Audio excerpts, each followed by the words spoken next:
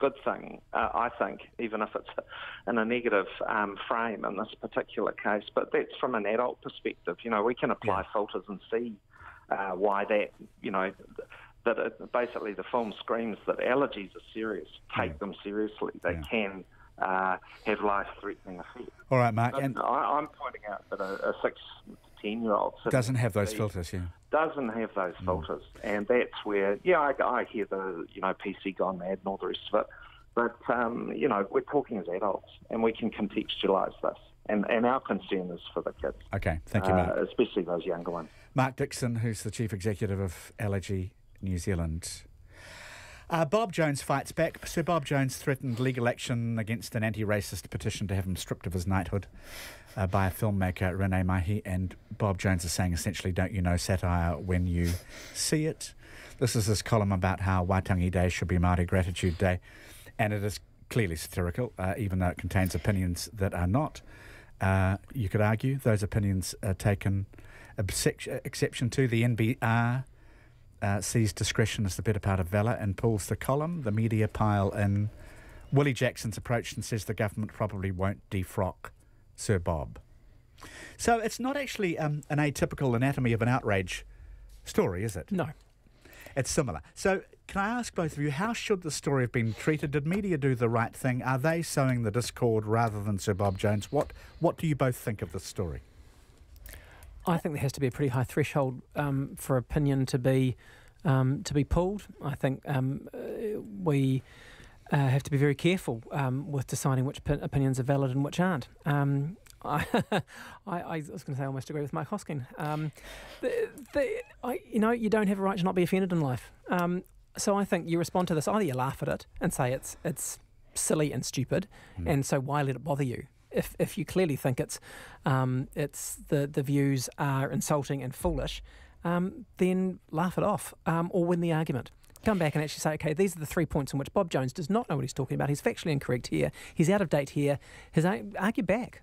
Yeah, that's interesting. I mean, as for NBR pulling it, they pick and choose every day what they will and won't publish based on the quality of the writing, the accuracy, the relevance. You know, this piece actually wasn't well written. It wasn't funny, and it wasn't particularly insightful. They were arguably, perhaps they should have rejected it on that basis in the first place, in the same way that presumably they reject other writing that's offered to them that's not good. And look, also, while Mr. Jones is free to write such ridiculous and hate-filled nonsense, other people are also free to respond heartily to it. Absolutely, yeah, fight back, and you know, and they're free to take him to court and call for his knighthood to be pulled. Yeah, absolutely. That's right, and I'm surprised he's so fragile as to want to sue them for that. That's right. Although he's shown that over the years, hasn't he? He's got quite a reputation. Perhaps I shouldn't be surprised. So, despite your thinking it's nonsense, you would agree with Tim's essential point that rebutting it is actually the more powerful riposte rather than umbrage? I don't know. Normally I might say that, but I'm probably sitting in a position where I'm feeling a little bit sick of racist old men having platforms. Jim, you invariably ask the man first in the panel says segment after 4:30 p.m. Being accused of gender bias. Latent gender bias. I'll have to think about this. Yeah, subconscious. Tracy, thank you. Tracy Bridges has been on the panel today. We're going to go. It's been nice to have your company. Thank you. And Tim Watkin, good to see you back for 2018. Cheers, you're most welcome. Thanks, everybody. And we are back tomorrow. Checkpoint coming up.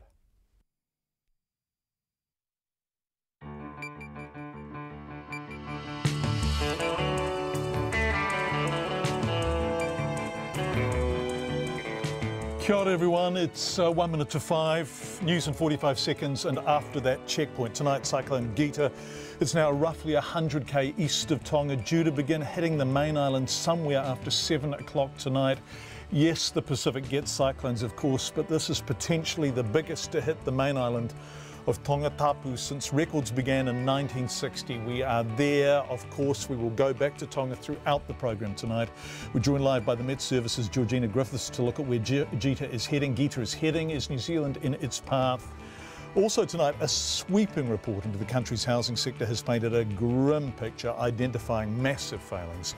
Craig McCulloch reporting on that. Much more after the news at 5.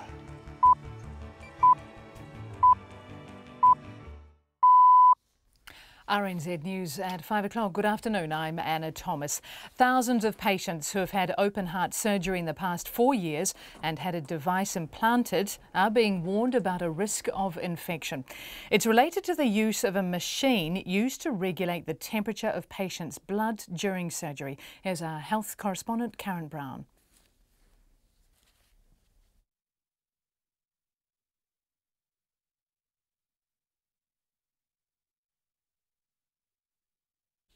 And we'll try and bring you that audio later in the news. A woman whose death is at the centre of a euthanasia trial left a note saying she wanted to die and was completely responsible for her death. Veronica Mansfield is giving evidence in the trial of Susan Austin, who's accused of assisting a suicide and importing prohibited drugs. Here's our court reporter, Anne-Marie May. Susan Austin is accused of helping Anne-Marie Treadwell commit suicide in 2016. The High Court in Wellington has heard Ms Treadwell kept a detailed diary and wrote in it that she had spoken to Ms Austin about wanting to take her life and sought guidance from her on how to do it.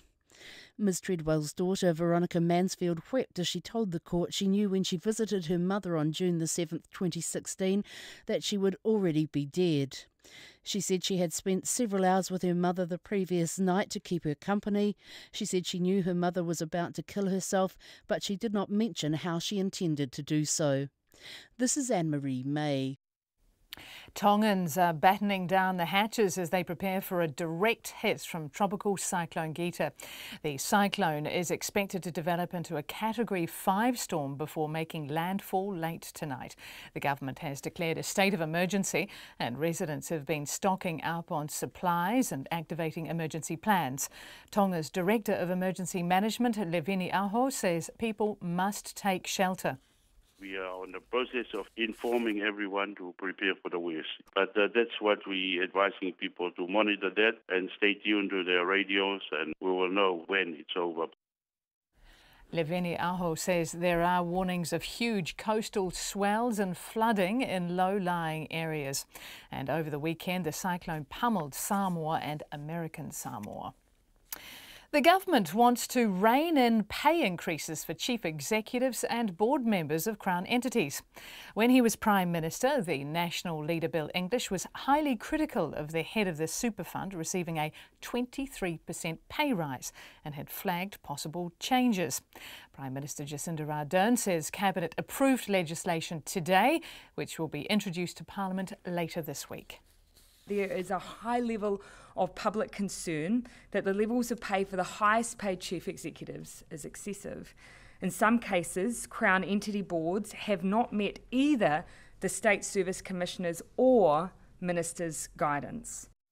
Jacinda Ardern says under the changes, the boards of Crown entities will need written consent from the State Services Commissioner around the terms and conditions of employment for a chief executive. 39 ANZ bank jobs may go to the Philippines. The bank says the proposal will affect staff who manage debt management and collections for its Australian arm. The roles have been filled by Wellington staff for almost 5 years. ANZ says if the proposal goes ahead, the roles will move to Manila by October.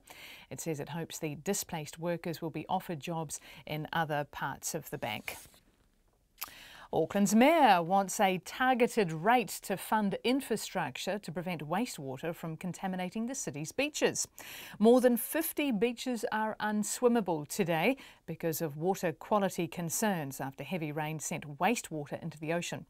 The amount of wastewater processed in the city jumped from 300 million litres to 850 million litres yesterday. Phil Goff says he wants spending on the water system to increase from $5.9 billion over the next 10 years to more than $7 billion.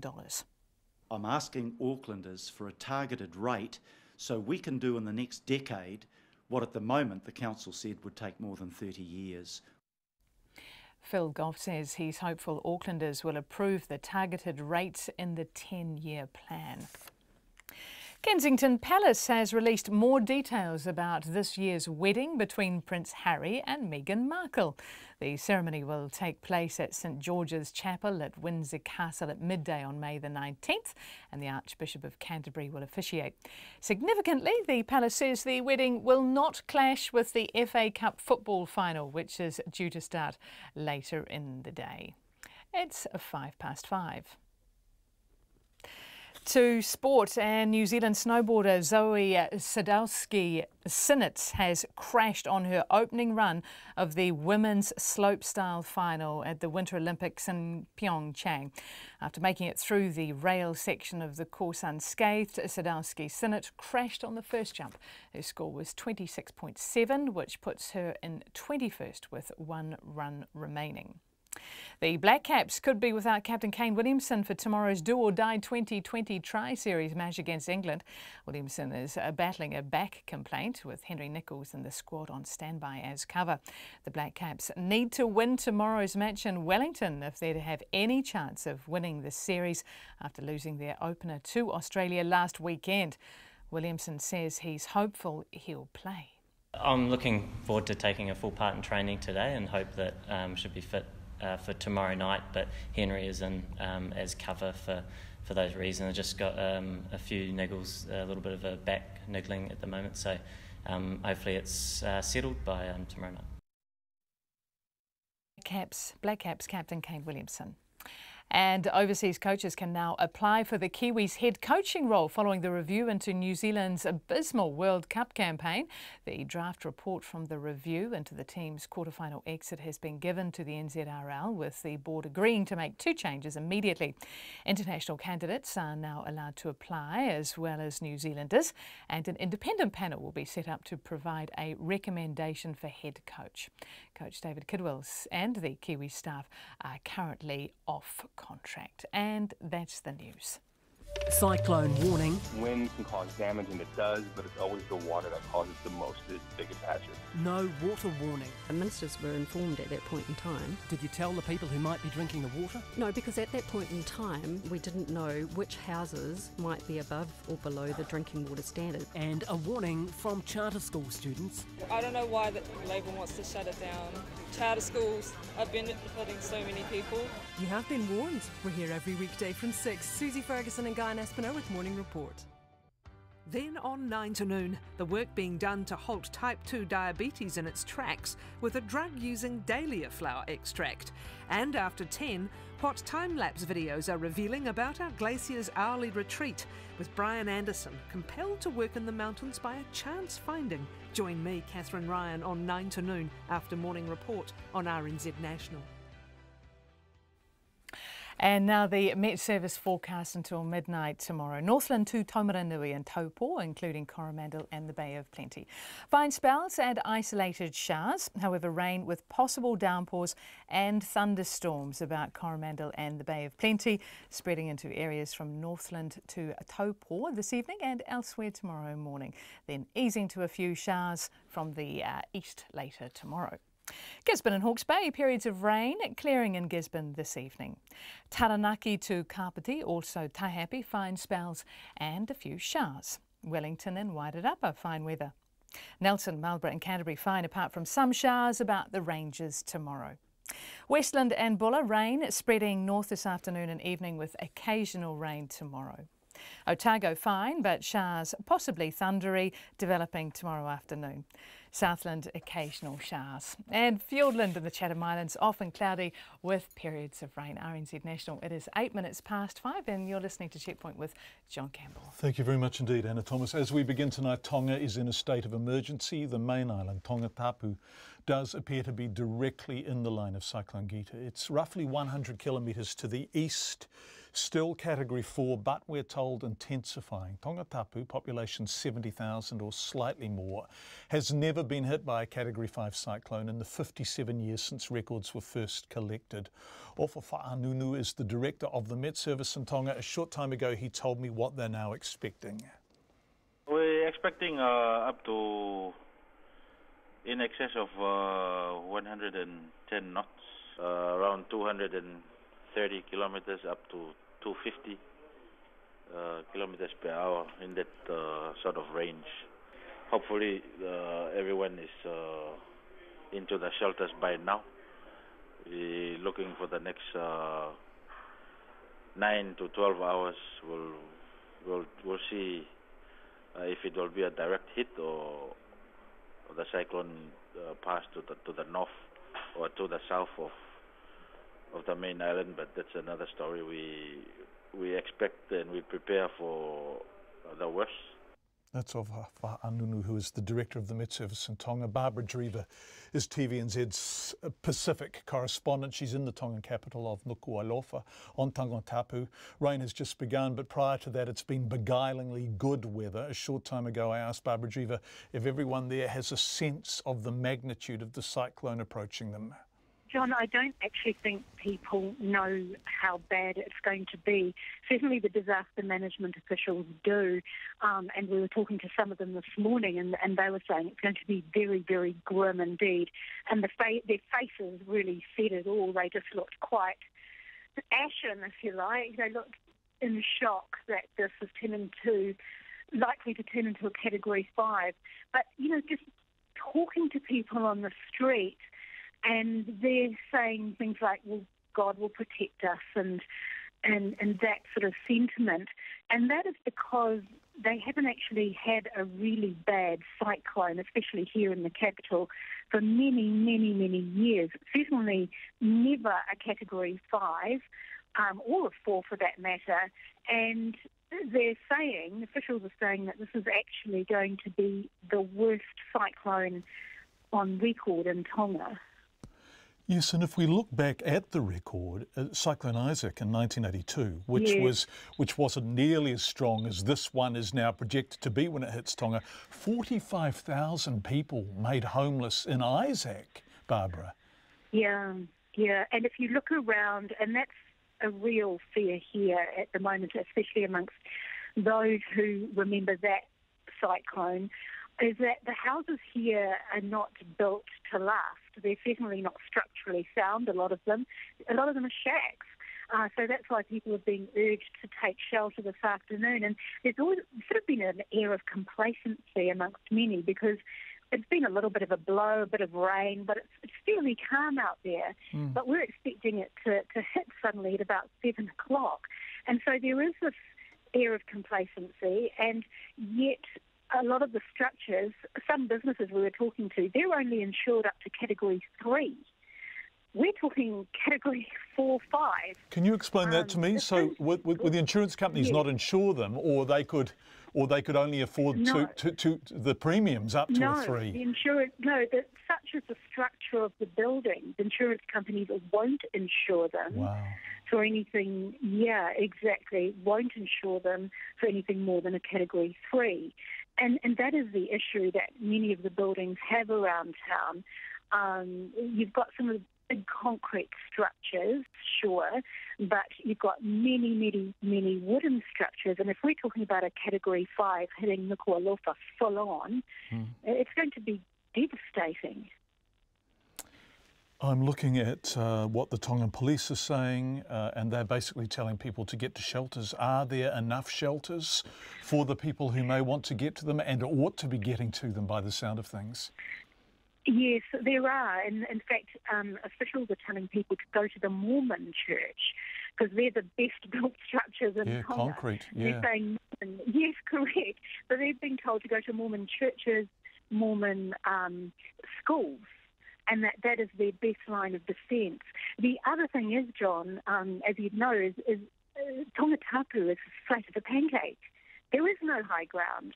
And one of the big things that they're expecting is terrible, terrible storm surges. And when you have a Category 5 means winds of 220 to 230 kilometres an hour. And you can imagine the devastation that is going to wreak on this island. There is nowhere for people, a lot of people, to go except to these emergency shelters. And people are just wandering around. I mean, I'm just looking out my window now, and there's some people having a little sort of sit down across the road and a chat, and a lady walking along the pavement with her child in her arms. And then, yet, at some of the shops we've seen people are frantically buying hurricane lamps and candles and nails. But what I fear, and what we've seen in town, is people hammering their tin roofs. It's not going to hold. I can tell you right now, it's just not going to hold. So you have inadequate structures, a really low-lying community, a lot of habitation around the coastline. So it's really, really vital people heed the warnings and get to the most robust shelter as far from the coast as they can possibly find. Yeah, I've been covering cyclones for a long time, Barbara. Years. Yeah, and this one, I fear what's to come, and I fear for the people here.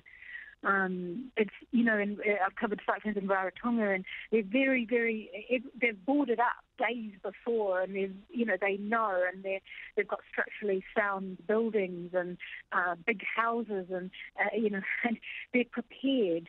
And I really fear for Tonga. That's Barbara Drever, TVNZ's Pacific correspondent, of course, who is there. Mary Whanua is the managing editor of online news site Matangi Tonga. She's been securing her home where she will ride out Gita. Our producer Bridget Burke spoke to Mary just moments ago as the wind is beginning to pick up.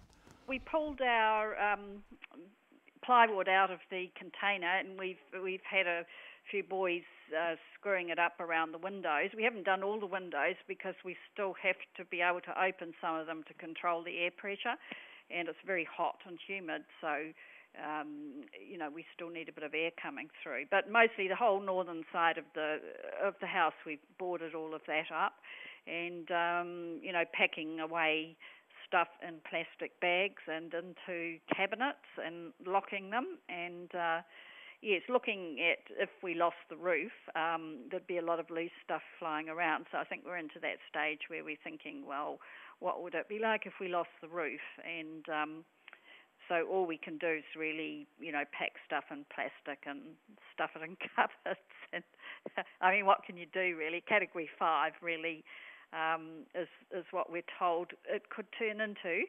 We're hoping it won't. But I think at least a 4. It's a 4 now, so obviously we're going to get a 4. So, everybody's very busy. Everybody's very concerned too, because there's not a lot of places to shelter that are up to a Category 4 standard in Nuku'alofa or Tongatapu. Where are most people sheltering now, Mary? Well, NEMO, the National Emergency Management Office, has told them to go to the LDS churches and centres because they have a very high standard of construction. So they've been calling for people to move early this afternoon and get there early, and telling them after 7 you should be where you're going to be and stay there all night. So, most of us, I think there's, 60,000 odd people around this area, so we're not all going to fit into the LDS churches. So most of us are trying to tough it out at home, I think, and we'll just hope that it's not going to be reach its full potential. What does the weather feel like there now? Oh, it's getting gusty. The wind's not very strong. A little bit of rain around. The trees are starting to move, and quite humid. So the air's becoming very unsettled, the clouds coming over. But no, it's not. It's still all right to go outside at the moment. There's not anything flying around. But we're told 7 o'clock is when the rough stuff will start. So we've just got to see how rough that rough stuff's going to be. You never quite know.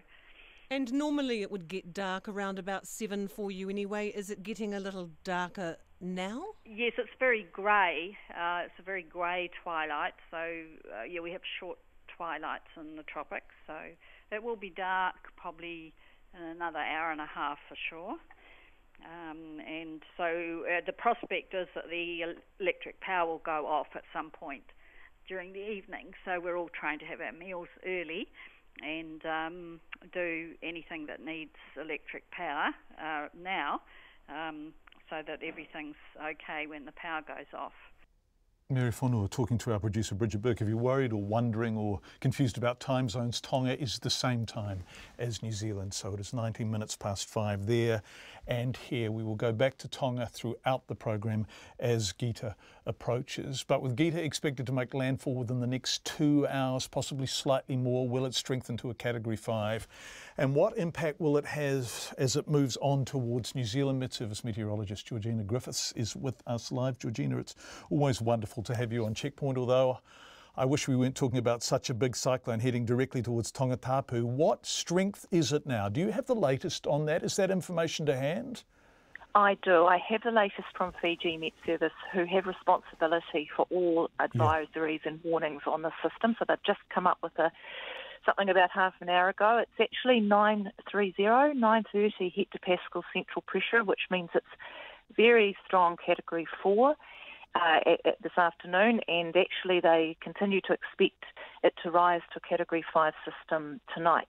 So we expect it to pass very close or make landfall near Nuku'alofa, Tonga, in the early hours of the morning. So we've got some time. It's still situated about 200 odd miles to the east of Nuku'alofa, so that's why the rough stuff hasn't really arrived yet, and it will be the middle of the night, I think, when it comes closest.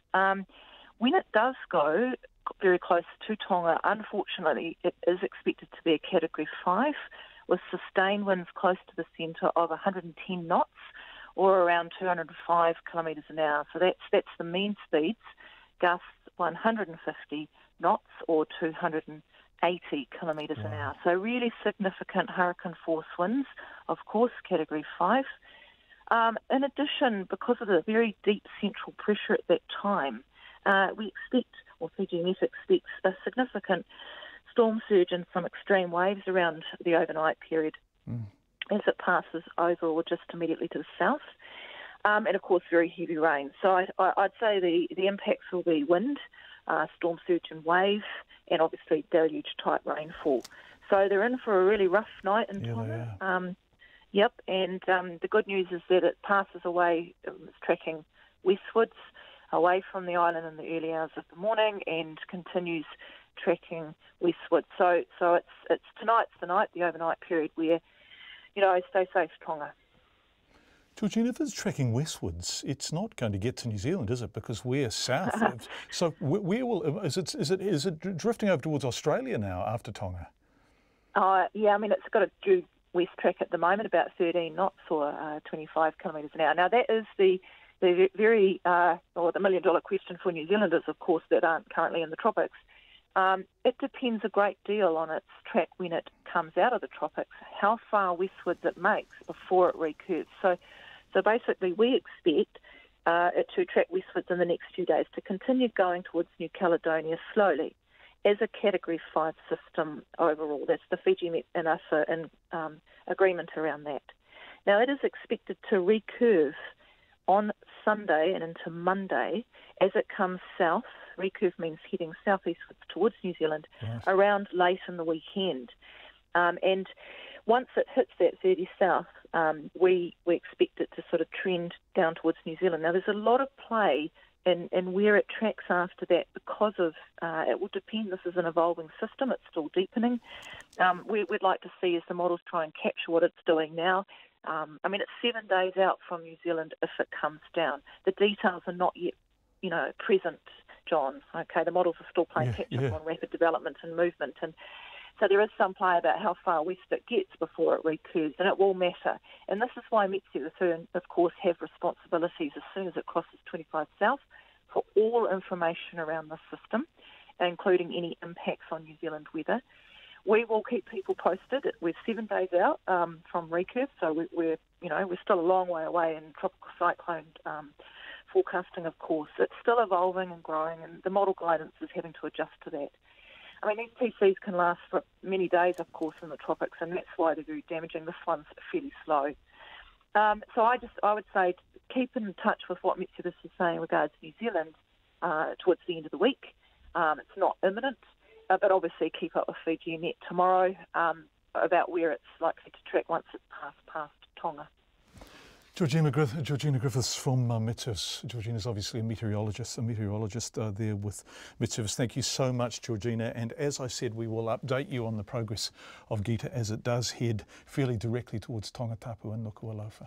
It's 24 minutes past 5. Thank you for being with us on Checkpoint. A sweeping report into the country's housing sector has painted a grim picture, identifying massive failings. The Labour-led government commissioned the stocktake after taking power last year and says it's committed to fixing the housing crisis, but one of the authors isn't convinced the government's being ambitious enough. Here is our political reporter, Craig McCulloch. The government asked for a warts-and-all report, and that's what they got. The state of the current housing market is a cluster. You fill in the gap. Shamubil Jacobs, one of the report's 3 authors, an economist with a harsh assessment. It's been so many decades of neglect that so many things have come together that it seems almost intractable that we can get on top of this. Among the findings, a big jump in homelessness, and that's not counting the many hidden homeless not picked up in official data. For every 10 homeless people who approach emergency housing providers, 8 or 9 are turned away. And the Salvation Army's Alan Johnson says it's going to take time to fix. There will be some time yet before we will see the numbers that we're seeing in transitional housing with emergency housing grants, etc., taper off. We believe that they're going to get worse before they get better. The rental market's also in trouble, less affordable than it was in the 1980s, but that's masked by more overcrowding and government assistance.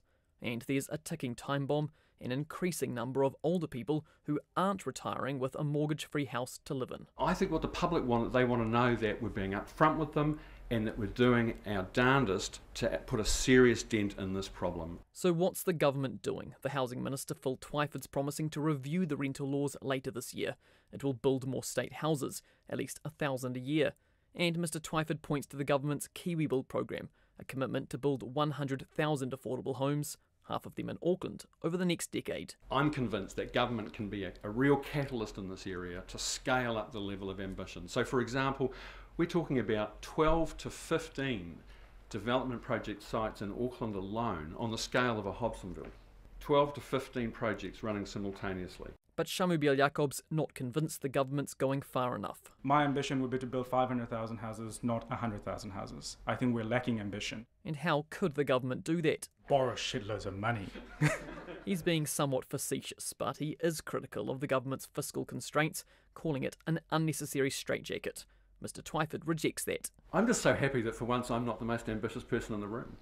If we had unlimited funds and an industry that had the capacity to scale up instantly to meet demand, that would be a perfect world. The Property Institute's not pleased with the findings. Its chief executive, Ashley Church, says the definition for someone who's homeless is ridiculous and means the numbers have been massively over-exaggerated. It's been primarily hijacked by ideological interests around homelessness, which, while it's important, features way too much in the report and has far more weight than it should have relative to the bigger issues. And National's housing spokesperson Michael Woodhouse questions some of the conclusions, saying it paints the former government in a more negative light than is warranted. Mr Twyford is no doubt going to use it for political issues, and my concern is that he should stop talking about what he perceives to be the problems and get a lot more energetic about what he's going to do about the solutions. That's on the new government now. Phil Twyford says he'll have more to reveal on the Kiwi Build policy in the coming months. Atu i te whare parimata mo te hotaka o te ahiahi ko Craig McCulloch. 28 past 5. About now in the program we were hoping to bring you some good news, or at least a resolution of sorts. It relates to the Ross family in Christchurch. Next week will mark 7 years since the February earthquake, which claimed 185 lives and destroyed Nikki and Anaru Ross's home, along with many, many other homes. For more than 2,500 days, the family has been unable to live in their house due to 2 failed repairs by EQC for which it has admitted fault, including on Checkpoint. The Woolston home now stands derelict with weeds and grass growing what should be the kitchen and dining rooms. The family is still paying rates and the mortgage. EQC's General Manager of Customer and Claims, Tris Keith, appeared on Checkpoint 2 weeks ago tonight, pledging an offer of cash settlement within 2 or 3 weeks. So far, that hasn't happened. In fact, after that interview, EQC appointed Barry Searle as the family's new claims manager and is commissioning another rebuild estimate. Yes, another one, 7 years on, and Nikki Ross is not happy. I think it's frustration, John. I've been expecting a settlement, a resolution, when we were under the impression August last year that we were going to rebuild. So I feel there's a lot of empty words that are coming. I certainly don't feel at all that we are near a resolution. We are exactly where we were 2 years ago. So, no, it's very difficult to believe that we will have some sort of settlement offer in 8 days' time. For people who are listening who didn't hear you when you were on Checkpoint a fortnight ago today and may not quite understand the exasperation and the frustration, we need to reiterate that that you keep getting to the starting blocks, as it were, and you think, gosh, this is resolution, but it just doesn't happen. You've had 2 goes at repairing the property, and as Trish Keith from EQC admitted, both of them were unsuccessful, right? So that precedes this. That's correct. And so then in August last year, we were told that this was EQC's mistake. The house needed to be rebuilt, and EQC would foot the entire bill for that. Now, that has again changed. So in the last 2 weeks since I've spoken to you, EQC are now calling for new quotes on the cost of the rebuild. So they've moved away from the original pricing that they had independently obtained, and now they want another one through the Madden Group, who is the government, the Southern Responses assessors. So we've actually declined that and said, no, we're not prepared to have one of your government agencies putting a quote, and we want another independent quote. Well, sorry, forgive me. So 7 years on, you've had 2 unsuccessful attempts at a repair, and they were dismal failures.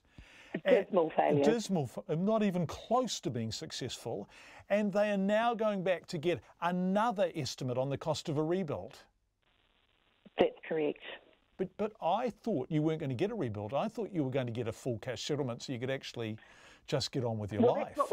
That's what we want. We're not prepared to accept a rebuild now. We want a cash settlement so we can get on with our lives. As I have clearly stated, we don't wish to rebuild on that site anymore. We're living in a new community that we're forced into 2 years ago. That's our home now, John.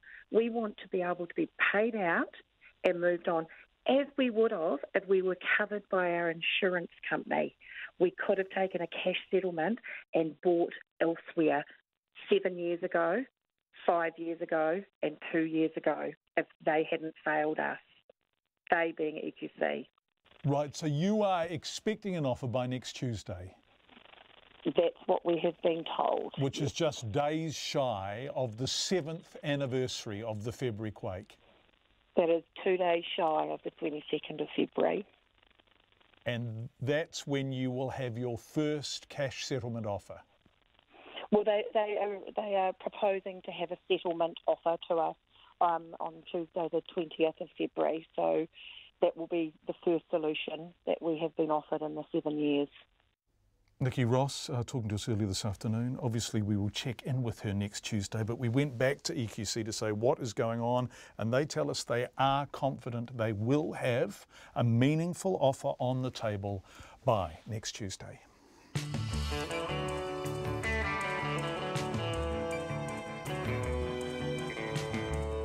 You are with Checkpoint on RNZ, 27 minutes to 6. Coming up on the program, a new law has been unveiled to prevent some Crown boards giving chief executives excessive pay packets. Northern Dr Lance O'Sullivan says parents who play the pokies are gambling with their children's lives. And the trial of a man accused of strangling a sex worker and dumping her body gets underway in Christchurch. Don't forget, we would love your feedback. If you have friends or family in Tonga too and you are hearing from them, please get in touch. You can text us on 2101, you can tweet us at Checkpoint RNZ, Facebook Checkpoint with John Campbell, where you can also watch the program, or email checkpoint@radionz.co.nz. Business next, but before it all, with us throughout the week is Anna Thomas. Thanks, John. Thousands of patients who have had open heart surgery in the past 4 years are being advised about a risk of infection. The warning is related to the use of a machine used to regulate the temperature of patients' blood during surgery. Leaks from the machine's exhaust are known to have infected patients overseas with Mycobacterium chimera. Tongans are battening down the hatches as they prepare for a direct hit from tropical cyclone Gita. The cyclone is expected to develop into a Category 5 storm before making landfall late tonight, and the government has declared a state of emergency. Tongan journalist Mary Fonua has told Checkpoint people have been told to go to Mormon churches for shelter as they are known to be stronger buildings. She says the air is becoming unsettled and clouds are now coming over the island. The government wants to rein in pay increases for chief executives and board members of Crown entities. The Prime Minister Jacinda Ardern says Cabinet approved legislation today in which the boards of Crown entities will need written consent from the State Services Commissioner around the terms and conditions of employment for a chief executive. Auckland's mayor wants a targeted rate to fund infrastructure to prevent wastewater from contaminating the city's beaches. More than 50 beaches are unswimmable today because of water quality concerns after heavy rain sent wastewater into the ocean. Phil Goff wants spending on the water system to increase $1 million to more than $7 million in the next 10 years. An author of a Stark housing report has urged the government to immediately overhaul the rental laws. The Housing Minister Phil Twyford commissioned the stocktake last year and says it paints a sobering picture of the devastating impacts of the housing crisis. The report says renting is becoming less affordable, and one of the co-authors, economist Shamabir Yaqub, says tenants need more protections. And those are the 5:30 headlines. Thank you very much indeed, Anna Thomas, who will be back with the news at 6 in 24 minutes. Let's turn to business news now with Giles Beckford. And Giles, you there? Hello, Giles. Good evening to you, John. Hot summer and a dry summer up until about a week ago. What did that do to Contact Energy's profits? Well, who would be the chief executive of a power company? The first half of your year, this is last year, full of rain, prices were falling because the hydro lakes were full.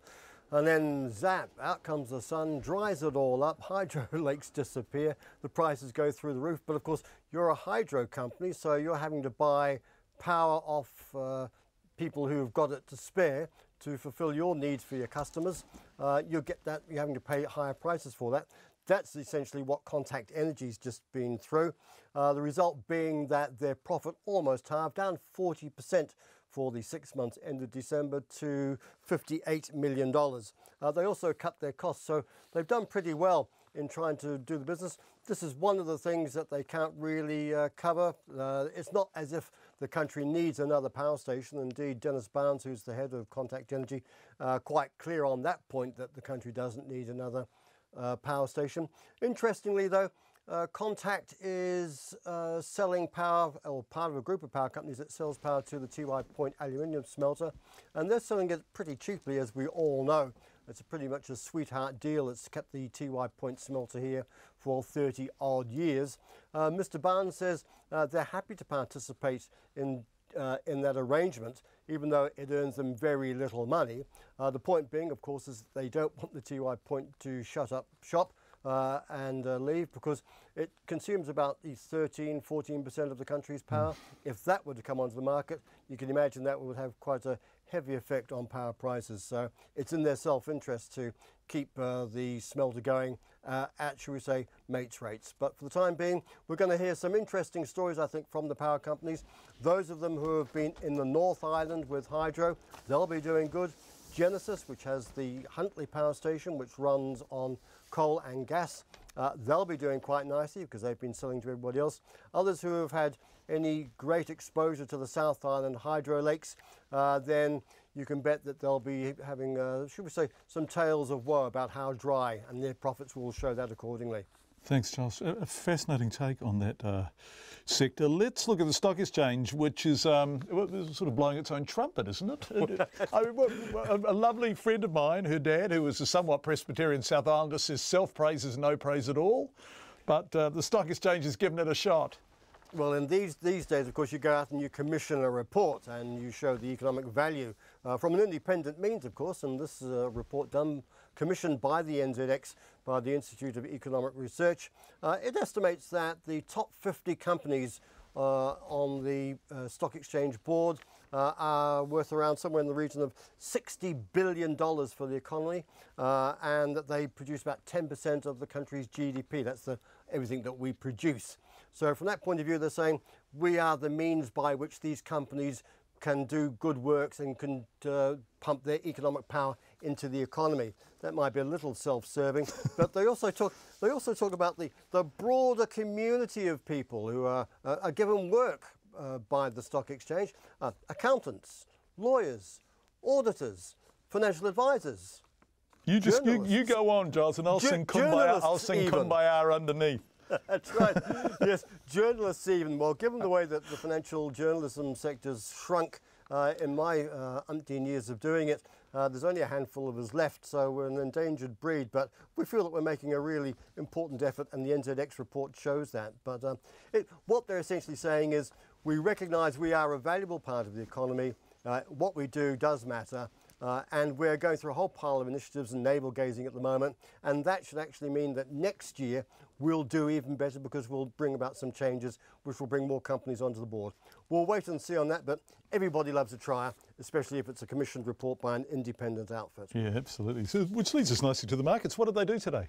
A bit on the downsy side today. It's sort of lumped around sort of a lumpy Monday start to the week. The top 50 index down 33 points. That's about 0.4%. 8059 the close.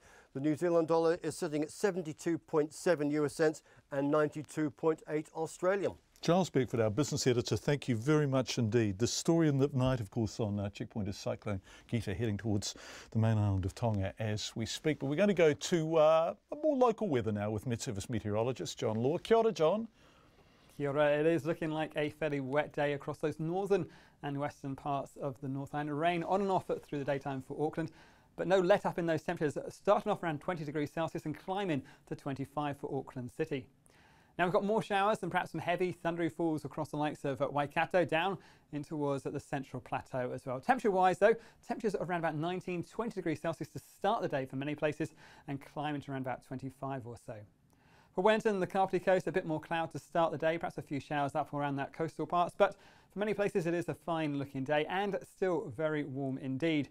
A few showers that still pushing it down across the North Island, but for Gisborne, a fine looking day and a similar day down towards Marston as well, and so temperatures climbing to around about 30 degrees Celsius for Marston. More fine weather down the eastern side of the South Island, plenty of sunshine through Canterbury, perhaps an isolated afternoon shower inland, but really for many of us it's another warm day. Highs in Christchurch of 28 degrees Celsius, 30 or so up towards Blenheim. As we head southwards, we will find a bit more cloud making its way in towards Southland and Otago. A few showers to watch out for and a cooler feel with Dunedin reaching highs of 24 degrees Celsius. And that's it from me. Thank you very much indeed, John Law from the Met Service. A woman whose death is at the centre of a High Court trial in Wellington left a note saying she had lived a full life, she was ready to die and she was completely responsible for her death. A retired teacher from the Hutt Valley, Susan Austin, is before the court accused of assisting Anne-Marie Treadwell to commit suicide and importing prohibitive drugs into New Zealand. Today the court was told the woman who died, Anne-Marie Treadwell, suffered depression and pain from arthritis, but she did not have a terminal illness. Our court reporter Anne-Marie May is following the case and joins us now. Hi Anne-Marie. Anne-Marie Treadwell's daughter gave evidence today. What did she tell the court? Hi John. Well, Veronica Mansfield said that she knew of her mother's plans to kill herself. Her mother had told her she wouldn't have another winter, and she knew when she visited her on June the 7th, 2016, that she would be dead already. She said she stopped working as a nurse in the month ahead of that because she was unable to concentrate because she knew of what was coming up regarding her mother. She wept in the witness box as she gave evidence about her mother's death. She said she spent the night before her mother died with her, and they spent quite a few hours together because she knew what was coming next. When she left, her mother was watching TV. She said she told the police that she thought her mother she said she knew her mother would not have died of natural causes, but she didn't tell the police that. Later on, she found a diary from her mother, and it said in it that she'd taken her own life. No one had coerced her into doing that, and it was all her own decision, words to that effect.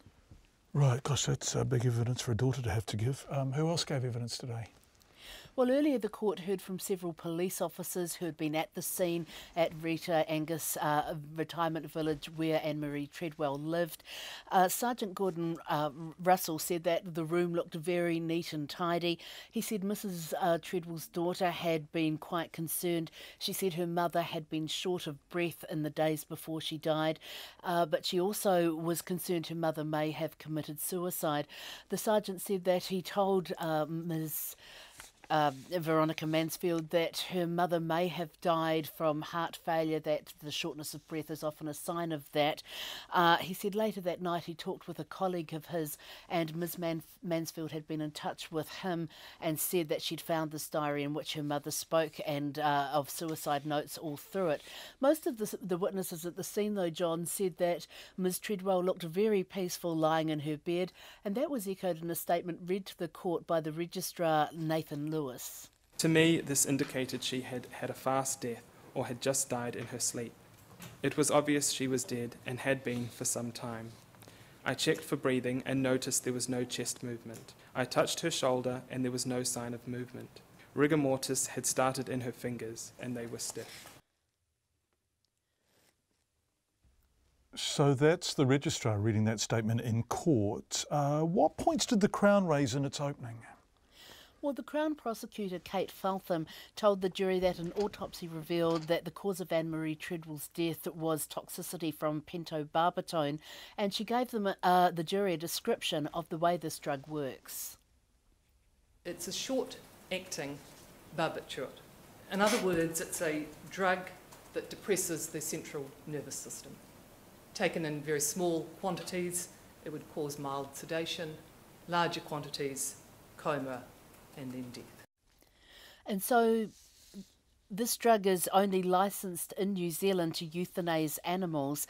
Ms. Feltham said police inquiry showed Ms. Treadwell had supported voluntary euthanasia and was a member of Exit International, which is a group which people join to talk about euthanasia and ways of ending their life at a time of their own choosing. That led them to Susan Austin, who is chairperson of Wellington's branch of Exit International. Ms. Feltham said that they tapped her phones, they had information regarding conversations in her house, and diary entries from Ms. Treadwell showed she had confided in Susan Austin about her wish to die and had also sought her support and guidance about how to do that. The court was told about various amounts of pentobarbital that were found. A couple were found in Susan Austin's car. At her home, they found two powder substances, which were each pentobarbital, and also a bottle of liquid pentobarbital. Anne-Marie May, who's our court reporter who was in court obviously today, joining us live from Wellington. Thank you. A new law has been unveiled to prevent some Crown boards giving chief executives excessive pay packets. This was first flagged by the former Prime Minister, billing that she was very critical of boards, including the Superannuation Fund and the Reserve Bank. He said the salaries of some chief executives had been awarded by boards against the wishes of the State Services Commissioner and shareholding ministers. Now, well, his replacement as Prime Minister, Jacinda Ardern, has announced new legislation requiring written consent from the Commissioner and Minister. This bill provides for stronger oversight of the pay for chief executives and conduct of Crown entity board members. We believe that these changes will bolster the public's trust and confidence in Crown entities, which are often the face of government. This government is particularly committed to raising pay levels for those on low and middle incomes, but there is a high level of public concern that the levels of pay for the highest paid chief executives is excessive. In some cases, Crown entity boards have not met either the State Service Commissioners or Ministers' guidance. These changes will address those cases, in particular by giving the remuneration system more teeth. Our view is the public expects this level of accountability and transparency, and these requirements don't apply to Crown entities in the same way that they do to other parts of the state sector. These changes mean boards of statutory Crown entities will need to obtain the State Services Commissioner's written consent for the terms of conditions of employment. That's the Prime Minister Jacinda Ardern speaking at her post-cabinet media conference not terribly long ago. It's 11 minutes to 6. The trial of a man accused of strangling a Christchurch sex worker, dumping her body and then setting her alight got underway today. Sandy Marong, a 33-year-old butcher from Elam, is charged with murdering 22-year-old Renee Duckmanton in 2016. He's pleaded not guilty to one count of murder. Logan Church was at the High Court in Christchurch.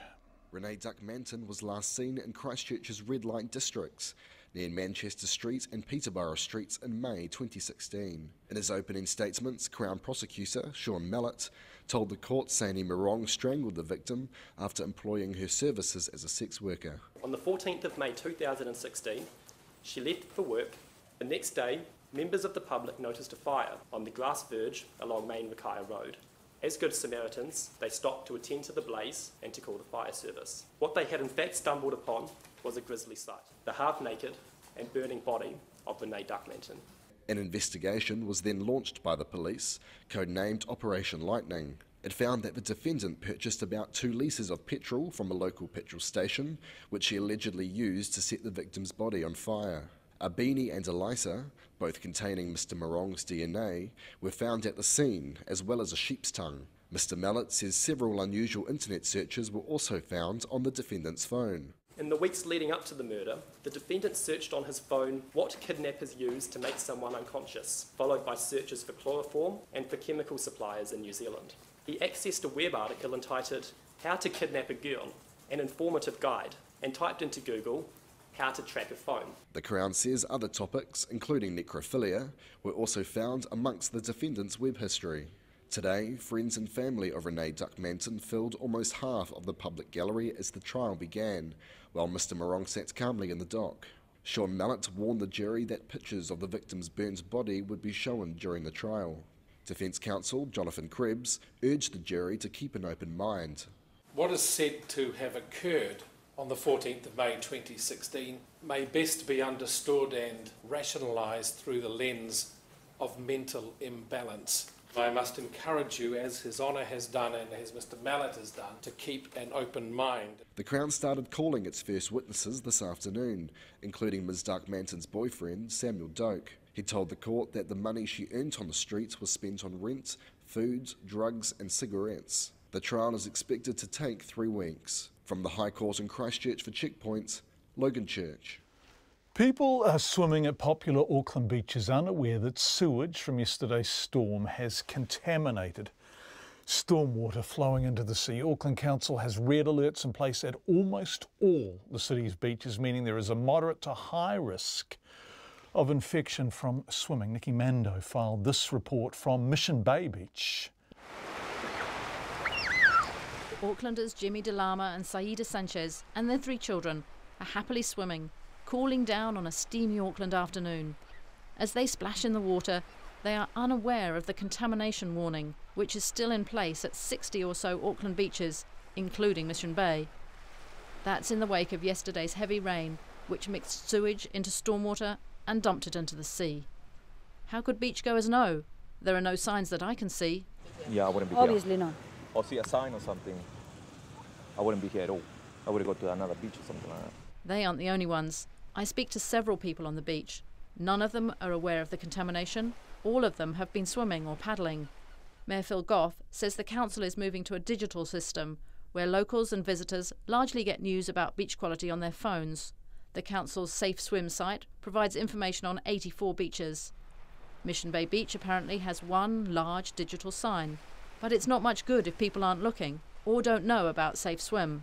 For Lindsay Gabrielski and Chris Reynolds, it's their 2nd day in a row at Mission Bay, swimming in the contaminated water. We were here yesterday, obviously the weather was quite different. There were a few people swimming, we didn't know anything about the contamination. But a little bit upset that there was no warning sign, so that we went swimming without having any knowledge that there was maybe possible contamination in the water. So it's a little upsetting. The trouble for Aucklanders is yesterday's beach contamination isn't an isolated incident. Over the last few weeks, sewage overflows have closed beaches in Auckland on a number of occasions. Andrew McIntosh, founder of Facebook page Stop Sewage Overflows in Auckland, says the situation will only get worse as Auckland's population grows. He says even by the Auckland Council's own calculations, its major Central Interceptor project will only solve 80 to 90% of the problem, and more needs to be done. With all the densification of the city, the way that storm events are supposed to get more significant due to global warming and that sort of thing, it's only going to become much more significant. So we think bigger commitment needs to be made, and also the funding that is earmarked for the work to make the improvements needs to be protected against getting spent on other things. Mr McIntosh says Auckland Council has recently applied for a 35-year stormwater network discharge consent, a worrying signal. For once, the Mayor and Healthy Water campaigners appear to be on the same page. As part of the proposed 10-year plan, Mayor Phil Goff wants to lift expenditure on the water system from $5.9 billion to over $7 billion over the next 10 years. He also wants a fixed proportion of Auckland rates set aside for these projects, including completely separating stormwater and sewage systems, so when it rains, the two don't mix. I'm asking Aucklanders for a targeted rate so we can do in the next decade what at the moment the council said would take more than 30 years. I think they'll say yes, and I think they'll support the targeted rate. Work on the billion-dollar Central Interceptor project, a 13-kilometre long, 4.5 metre wide tunnel to store sewage and handle stormwater overflows, should start next year. I tamaki Makoro, ko Niki Mando aho. It's just gone 5 to 6. Prominent Northland doctor Lance O'Sullivan says parents who play the pokies are gambling with their children's lives. Dr O'Sullivan gave a powerful address to the International Gambling Conference in Auckland today, telling the audience he sees the impact of problem gambling firsthand. He says children are becoming sick, they have no food, they live in cold homes and have parents who are caving under the financial stress of their gambling addictions. And he says the only answer is to ban pokies altogether. Te Manu Korehi reporter John Boynton was at the conference. Dr O'Sullivan works on the front line in Kaitaia and is dealing every day with the crippling effects gambling has on his community. He knows all too well the anguish gambling addiction brings. I know that when you see a mother of 4 or 5 kids walking out of a pokie hall in Kaitaia, and the look on her face is she hasn't struck the jackpot. You know, she's got to go home and figure out how she's going to explain to her kids that, you know, it's going to be noodles for the next couple of nights. And yeah, I see that all the time. Dr O'Sullivan says there's only one way to tackle the issue of pokie machines and problem gambling, and that's by banning them. The Labour-led government campaigned on ending child poverty, and Dr O'Sullivan says it's time it acted on its promise. And this is an absolute appropriate place to start, is minimising the impact of problem gambling on the lives and the families of these children. Patricia Riley of Raukura Hauora o Tāmaki says she sees the impact of pokie machines every day from her workplace in South Auckland. If we look at the numbers of pokie machines that we have in, say, Manurua compared to a place like Remuera, polar opposites. Children, Patricia Riley says, are having to manage the baggage that comes with their parents' addiction to pokies. We've heard stories about, you know, if we know Dad's been out gambling, we just know not to speak to him, to stay away from him. At times, she says, it feels like she's fighting a losing battle. It's just one thing after another, all the contributing factors of poverty within our community. Nothing seems to be improving, so it's an ongoing battle for us. Pia Nika Taylor is an Auckland University student hoping to follow Dr O'Sullivan into the medical profession. She says it's heartbreaking to see the damage caused by gambling addiction. I've had whānau myself, go to the local bar, go onto the pokies, and then they're taking money away from their whānau. Pia Nika Taylor is calling on the government and local councils to ban all pokies. She says the overseas companies bringing in pokie machines are only profiting from people's misery. They benefit from them, but our communities and people who are using them are living in poverty. The conference runs until Wednesday. Mo te hōtaka o te ahi nei, ko John Boynton aho. It's 2 minutes before 6. You are with Checkpoint on RNZ, and thank you for being with us. We'd love your feedback on that story. Dr Lance O'Sullivan is really unequivocal. He says basically we have to ban pokies altogether. Text us 2101, tweet us or email at checkpoint@radionz.co.nz. We'd love to hear from you if you play the pokies, and if you want to get in touch and don't want to be identified, we are delighted to deal with you on those terms too. After 6, we're going back to Tonga for the latest on Cyclone Gita. It is intensifying as it approaches the country's main island, a population of about 70,000 on Tongatapu, where the capital, of course, Nuku'alofa, is based. The problem with Tongatapu, and it is only problematic at times like these, is it is very low-lying. There are no real high points on that entire island, and Nuku'alofa is very much a waterfront town. We'll talk to somebody after the news who tells us, in fact, I think the high point of Nuku'alofa is about 3 metres above sea level.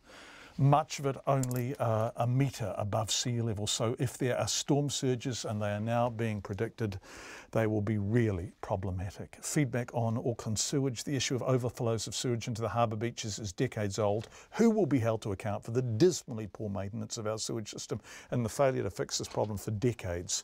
Watercare is applying for another 35 years of effluent dumping. They appear to be useless, and Auckland is having to have more of shoddy management and lack of investment of our rates in infrastructure. It's a joke, says Di.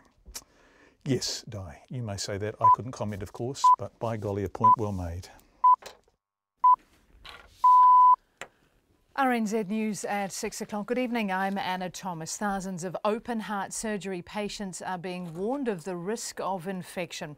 Those who have had a device implanted in the past 4 years may have picked up an infection from a machine used to regulate the temperature of patients' blood during surgery. Here's our health correspondent, Karen Brown. A Canterbury clinical microbiologist, Joshua Freeman, says the machines were thought to be completely sealed, but small droplets leaking from their exhaust have infected patients overseas. He says the risk is extremely low at about 1 in 5,000 operations. The machines are used in Auckland, Waikato, Wellington and Canterbury and some private hospitals and have been cleaned, but patients may develop symptoms years later. 1 case has been detected and treated.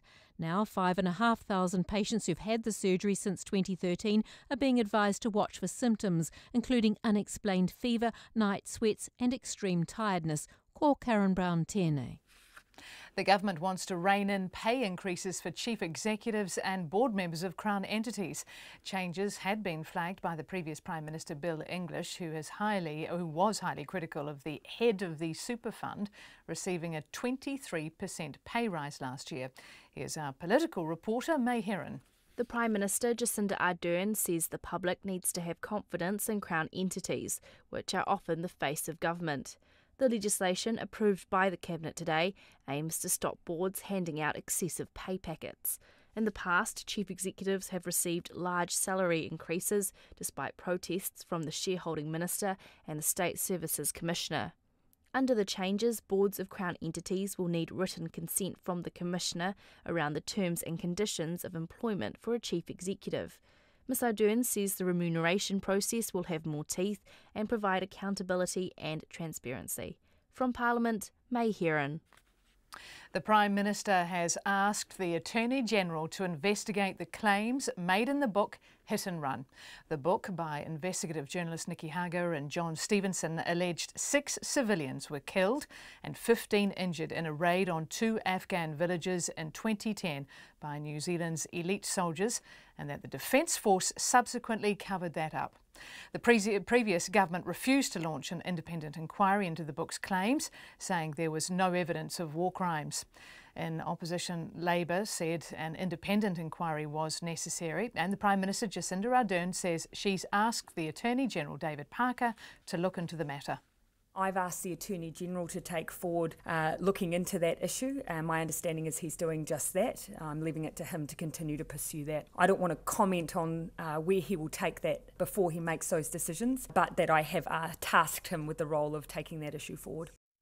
And the United Nations has asked the government for more information about the raids. A curfew has been imposed in parts of Tonga tonight as Tropical Cyclone Gita bears down on the island. Tonga's police chief, Stephen Caldwell, says the curfew in the Nuku'alofa Central Business District from 9 tonight is needed to protect people and property. Tongans are battening down the hatches as they prepare for a direct hit from the cyclone, which is expected to develop into a Category 5 storm before making landfall late tonight. The government has declared a state of emergency and residents have been stocking up on supplies and activating emergency plans. The cyclone is expected to bring huge coastal swells and flooding in low-lying areas. The High Court in Wellington has been told a woman on trial for helping another commit suicide had been importing the drug used in the woman's death for years. Susan Austin is also accused of helping Anne-Marie Treadwell die by helping her access the C-class drug pentobarbital. Crown Prosecutor Kate Feltham says Ms Austin imported the drug between 2012 and 2016, sometimes for herself, sometimes for others. She told jurors they'd hear recordings of Ms Austin's phone calls and from within her home taken by the police in 2016. In particular, you'll hear an exit international meeting that took place at Ms Austin's home on the 2nd of October, during which she discussed pentobarbital, she referred to as her favourite subject, and she also discussed how to import it. Kate Feltham says police also accessed emails of Ms Austin's which showed she ordered pentobarbital from overseas suppliers. Auckland's mayor hopes ratepayers will support a targeted rate to improve the city's wastewater system. More than 50 beaches are unswimmable today after heavy rain sent wastewater into the sea. Phil Goff says he wants spending on the water system to increase from $5.9 billion over the next 10 years to more than $7 billion. He says without a targeted rate, improvements would take 30 years. It's 6:05. In sport, New Zealand snowboarder Zoe Sadowski-Synnott has finished 13th in the women's slopestyle final at the Winter Olympics in Pyeongchang. The 16-year-old crashed in her opening run but improved in her second attempt to move from 21st to 13th, finishing the event with a near-perfect double backflip. American Jamie Anderson won the gold. The former Kiwis coach Frank Endicott says New Zealand Rugby League had no choice but to open his old role up to international coaches. The draft report from the review into the Kiwis' quarter-final exit at last year's World Cup has been given to the NZRL, with the board agreeing to make two changes immediately. The main change allows overseas coaches to apply for the head coaching role, still occupied by David Kidwell for now. Endicott says the change should come as no surprise.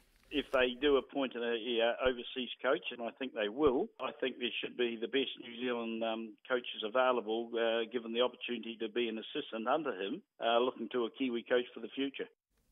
Frank Endicott. And the Black Caps could be without captain Kane Williamson for tomorrow's do-or-die 2020 Tri-Series match against England. Williamson is battling a back complaint with Henry Nichols in the squad on standby as cover.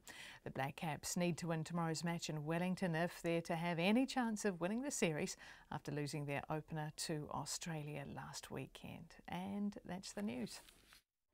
This week on Nights, Stella McQueen on our native fish, struggling with this summer's heat. Haldora Morgensen from Iceland's Pirate Party talks up her vision of universal basic income. No R in that. Well, actually there is. Our botanist Beck Stanley presents a brief guide to Cody dieback. Frederica Helvig discusses her photographs of Germany's war children. And we have a sonic tonic dedicated to the Chinese New Year on Nights with me, Brian Crump, from after the news at 7 this week on RNZ National. And now the Met Service forecast until midnight tomorrow. Northland to Taumaranui and Taupo, including Coromandel and the Bay of Plenty. Fine spells and isolated showers. However, rain with possible downpours and thunderstorms about Coromandel and the Bay of Plenty, spreading into areas from Northland to Taupo this evening and elsewhere tomorrow morning. They will ease to a few showers from east later tomorrow. For Gisborne and Hawke's Bay, periods of rain clearing in Gisborne this evening. Taranaki to Kapiti, also Taihape, fine spells and a few showers. Wellington and Wairarapa fine. Nelson, Marlborough and Canterbury fine, apart from some showers about the ranges tomorrow. Westland and Bulla, rain spreading north this afternoon and then this evening. Occasional rain tomorrow. For Otago, fine, but showers, possibly thundery, developing tomorrow afternoon. For Southland, occasional showers, and for Fiordland and the Chatham Islands, often cloudy with periods of rain. RNZ National, it's 8 minutes past 6 and you're listening to Checkpoint with John Campbell. Thank you very much indeed, Hannah Thomas. Nice to have you back with us, by the way. Let's go back to Tonga. Cyclone Gita is heading towards it. It's a high-strength Category 4 at the moment, but it's intensifying. If it does reach Category 5, when it hits Tongatapu and the capital Nuku'alofa, which is on Tonga, the island of Tongatapu, about 70,000 people live on that island, the majority of Tonga's population. It will be the first time a Category 5 cyclone has ever hit that island since records began in 1960. The problem is this is a low-lying island with a lot of quite fragile homes. A state of emergency has been declared as the kingdom braces for Cyclone Gita to hit later tonight. Estimates vary between 7 and 10 o'clock depending on the speed of the cyclone, and obviously it's stronger at the centre. Gita is surrounded by hurricane-force winds, is forecast now to become a Category 5 super cyclone sometime around 7 o'clock. We've just learnt a curfew has been imposed by police there. People will not be allowed outside after 9 p.m, so they have to be in robust shelter before then. Tongans have been frantically stocking up emergency supplies, including water, of course. They're being urged to head to evacuation centres. Mormon churches, often concrete structures, recommended. Here's Croy Hawkins from RNZ Pacific. The Tongan government has declared a state of emergency as it prepares to be battered by Tropical Cyclone Gita. The country's Director of Emergency Management, Leveni Aho, says people must take shelter. We are on the process of informing everyone to prepare for the worst. But that's what we're advising people to monitor that and stay tuned to their radios, and we will know when it's over. Leveni Aho says there are warnings of huge coastal swells and flooding, and people in low-lying areas have been told to move to higher ground. The Director General of the Tonga Red Cross says his team have been prepositioning supplies around Tongatapu and the second largest island, Ewa, in anticipation of the destruction to come from Cyclone Gita. Sione Taumafolau says power and phone companies are also making preparations, with mobile towers being taken down and electricity to be switched off before the cyclone hits. We already placed a lot of relief supplies around Ewa and also part of Tongatapu Island, and then we are already informed all of our volunteers, emergency response team, Red Cross one, so they are standby. And also we charge all of our communication system like cell phone and also repeater. New Zealander Katie Solcock manages the Tonga Scenic Hotel in Nuku'alofa. She says people in the capital are stocking up on food, fresh water and fuel in anticipation of Gita's arrival. In town, everyone's frantically getting supplies. Obviously, the island being closed on a Sunday, out of respect for the church, none of that preparation was able to be made yesterday. So it is a little bit last minute for local people, but I imagine in the next few hours everyone will be locking down. As Tonga prepares for Gita, the Samoas are already reeling from its fury. Our reporter in American Samoa, Monica Miller, says the territory suffered extensive destruction when Gita blew through on Friday morning their time. Roofs have been blown off, not just individual homes, but also businesses. There's also a lot of crop and tree damage. Then utility poles are still down, and a lot of places where overhead power lines have been snapped. The cleanup is also continuing in Samoa, where correspondent Aotangawaya Tipi Aotangawaya says people are out assessing the damage, removing hazards like toppled trees and other debris. He says building materials are what's needed the most. Because some of the building, especially after disasters like this, the building materials and shops are running out because of so many people affected. Meanwhile, disaster authorities in Fiji are urging people in the Lau group of islands to prepare for Cyclone Gita's arrival there tomorrow evening. The director of Fiji's National Disaster Management Office, Anare Leweningila, says given their proximity to Tonga, they are telling people in Lau to prepare for the worst. Like putting their boats on land, tying up their houses, taking down the weak shelters, sheds that they normally have around the house, and also just in terms of cutting the tree branches near to the various places of residence, and also to look at how their designated evacuation centers, that it is ready, and if they need to evacuate, that places where they will all be evacuated to. Severe tropical cyclones have become more frequent in the Pacific in recent years, with 4 Category 5 supercyclones since Pam hit Vanuatu in 2015. For Checkpoint, Croy Hawkins. Thank you, Croy. Australia have a man there. He's a logistics and disaster risk reduction manager. Graham Kenner, he says Tonga will rely heavily on foreign assistance in the aftermath of Cyclone Gita. He's on the 3rd floor of the National Emergency Management Office in Nuku'alofa, and he told us how vulnerable the island is to sea surges. Most of the shops in the CBD are no more than about 2 or 3 metres above sea level. The International Hotel on the waterfront is actually, the foyer part is probably at sea level. But, the people are still staying there, but there could be some sea surges there later on. But we've got, we've got police and fire crews here in the Nemo team.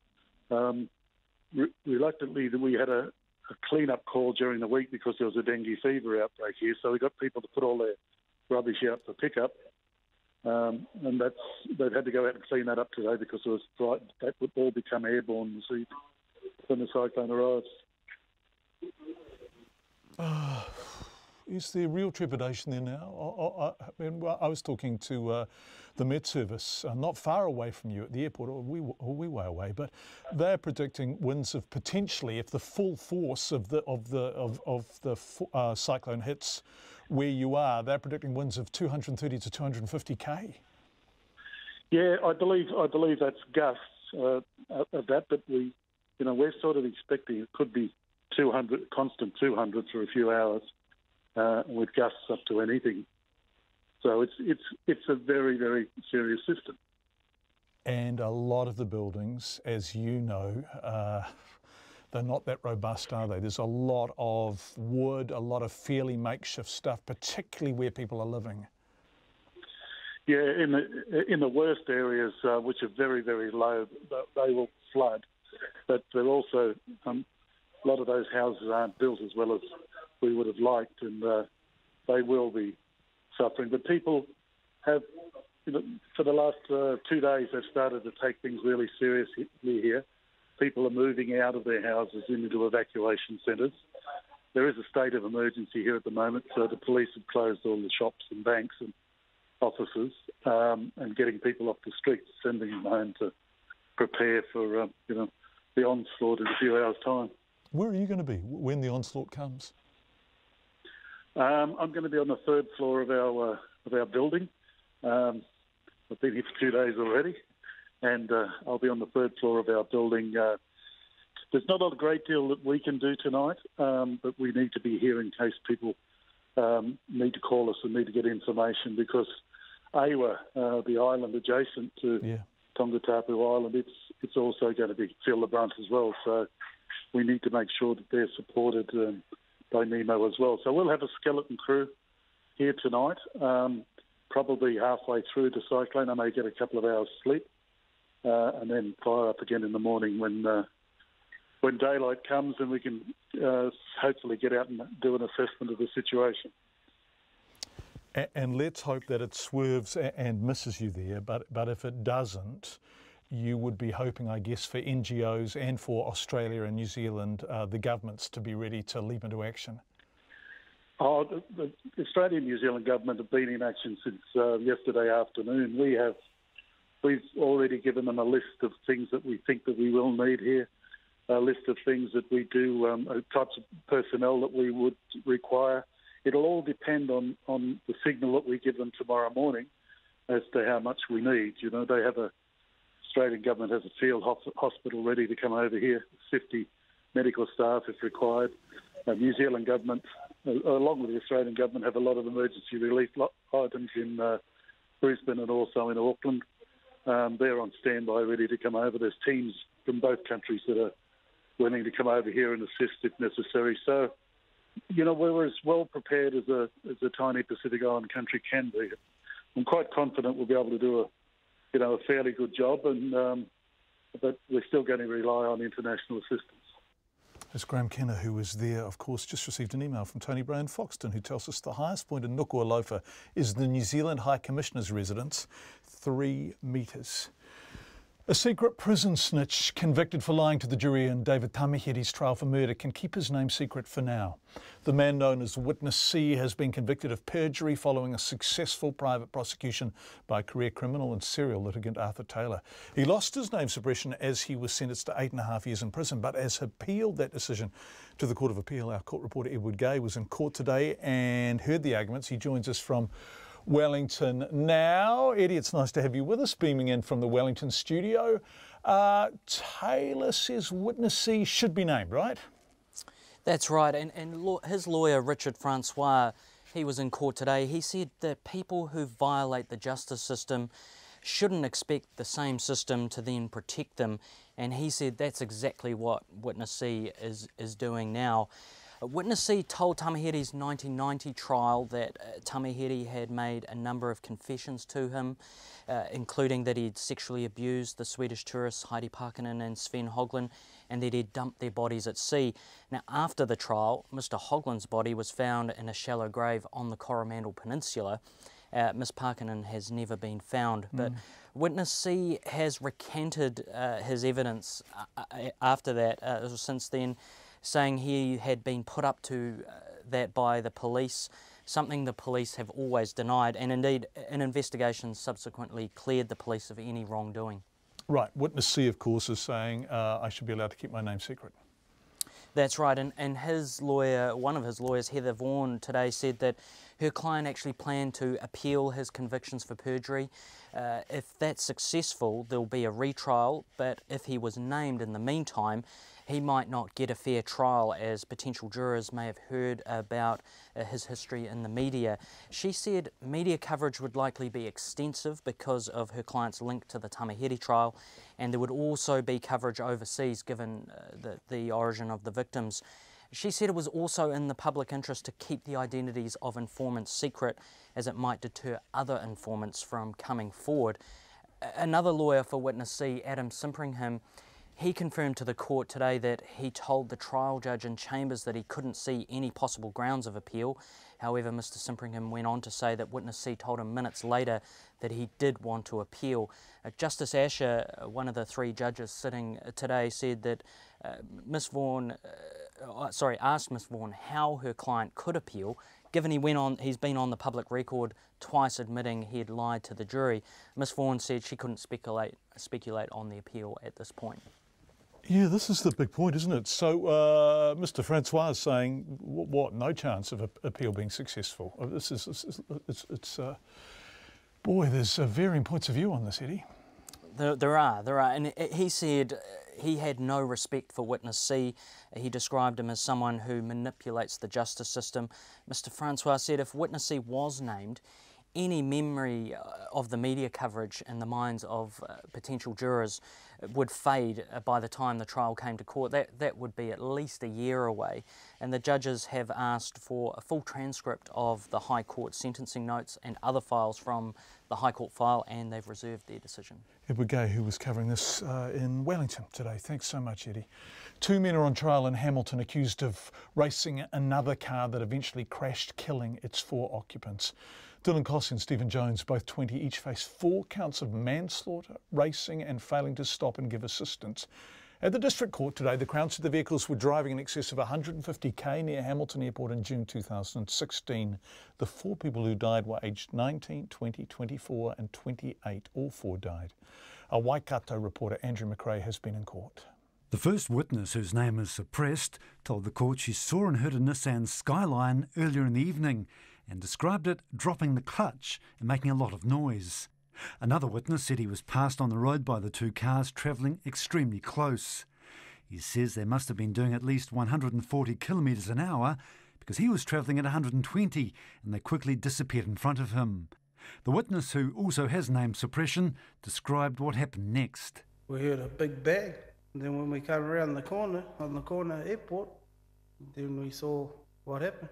And I knew, I didn't want to see that, but I knew, could feel it in my heart, something was going to happen like that. Prosecutor Duncan McWilliams says the cars, a Nissan Skyline driven by Lance Robinson, who was killed, and the car driven by the accused were racing, and a number of witnesses backed this up. He said the accused should have disengaged from racing, and because they didn't, they partied to manslaughter, even though they didn't crash. Mr McWilliams says that while Dylan Cossey was driving, Stephen Jones is equally liable because he was encouraging the driver.